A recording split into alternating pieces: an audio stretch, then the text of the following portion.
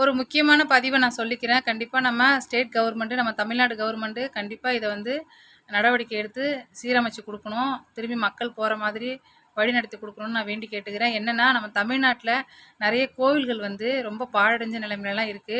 நம்ம ராஜாக்கள் காலத்துல நம்ம ராஜாக்கள் நமக்காக விட்டுட்டு போன பொக்கிஷம் அது.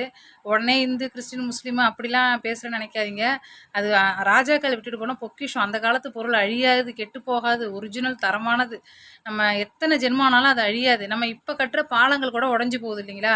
ஆனா ராஜாக்கள் கட்டின பாலங்கள் இன்னும் அப்படியே இருக்கு. அதே மாரி கோயில்களும் வந்து பாழடைஞ்சு போயிருக்கு தவிர உடையல. தயவு செஞ்சு அதெல்லாம் சீரமைச்சு, திரும்பி மக்கள் நடமாடுற மாதிரி சுத்தப்படுத்தி குடுக்கணும்னு நம்ம தமிழ்நாட்டு கவர்மெண்ட் கிட்ட கண்டிப்பா நான் ஒரு கோரிக்கையா, ஒரு வேண்டுகோளா நான் வைக்கிறேன். ஏன்னா, அது நம்ம ராஜாக்கள் நம்ம வீட்லயே ஒரு பழைய பொருள் ரொம்ப வருஷம் ஆனா நம்ம ஞாபகார்த்தமா வச்சிருக்கோம்.